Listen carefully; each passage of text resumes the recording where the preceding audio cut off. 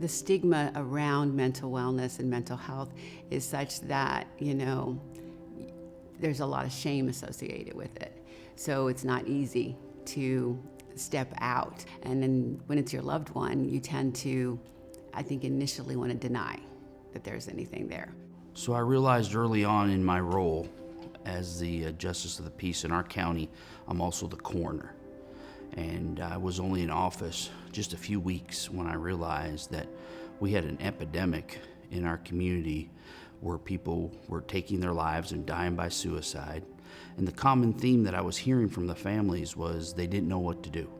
I felt like I was traveling in a foreign country, trying to navigate a language that I didn't know, who to reach out to, Google, internet, phone calls, churches. I just couldn't find anything that was real concrete. 1 in 4 people are going to have a mental health event sometime in their lifetime. And not having resources, not knowing where to go, not having that ability to put your hand out and somebody grab your hand.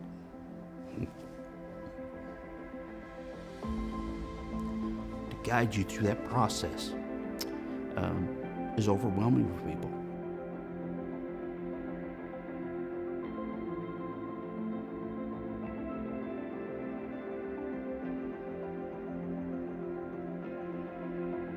I'm very passionate about what Mosaics of Mercy is doing. God bless them for what they're doing, putting that hand out.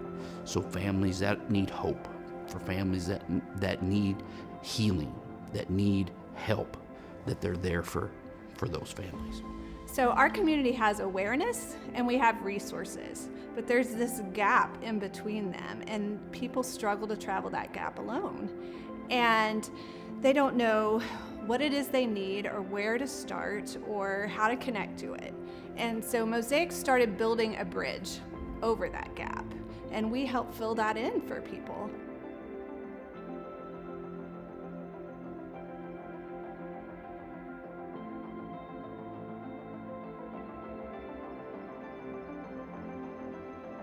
So the biggest problem we have in our community is that right now, especially since COVID, the system is overwhelmed. It was at capacity before COVID, and now we're beyond capacity.